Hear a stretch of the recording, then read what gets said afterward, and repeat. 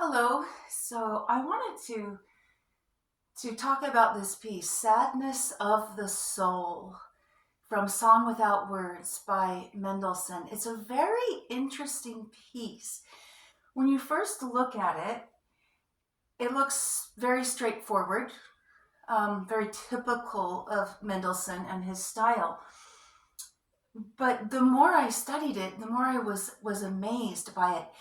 First and foremost, what's so interesting is that it's in the key of F major. It's in a major key, and yet it's called Sadness of the Soul. So you kind of, that's a little bit puzzling when you stop to question it. The most, I would say, predominant theme with this piece is the constant bass line, or this.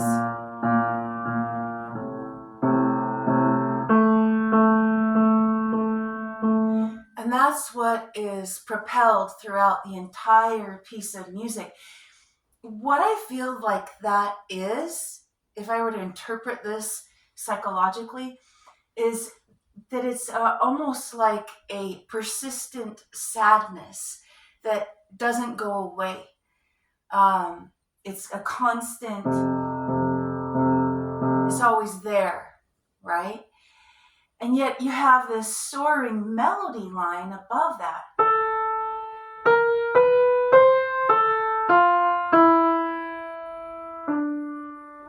And that arching phrase, that the legato, the cantabile, the singing style, that doesn't necessarily sound like sadness of the soul in that top melody line. I think it's really more in the left hand where he's expressing this sadness. I also think it's interesting that he's kind of covering up the sadness, if you will. Maybe it wasn't acceptable to show sadness in his day and age. I'm not sure exactly. But almost like having to put on a happy face when you're not happy. That's what I feel like this piece is. It is a lot of pretense, but there's this lingering sadness underneath it all, which makes it a really deep piece to study. You wouldn't, like I say, at first glance, you wouldn't get that. When I played this for my husband, he said, "That is so sad. That piece is tragic." And when I listen to it, it doesn't sound that sad to me. So everyone has their own interpretation. It's interesting at the end, those last two measures 28, 29, and 30, he's written in tranquillo or tranquil, right? So this on a pianissimo. And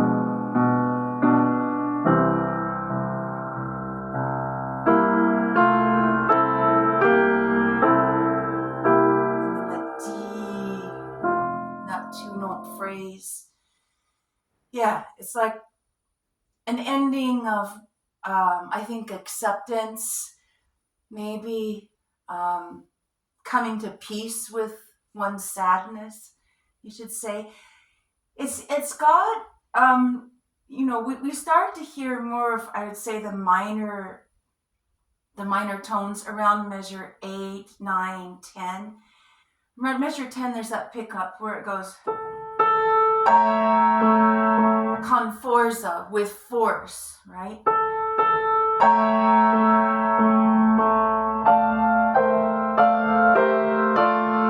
And fortissimo, forzando. And then again, another forzando, followed up by a diminuendo.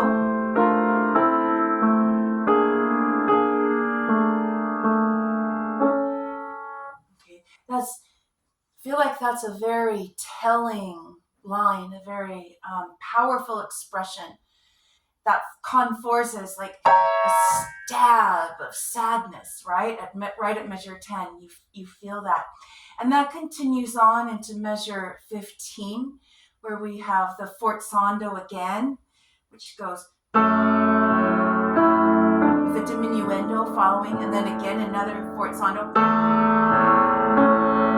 like another out to the heart, and then a piano.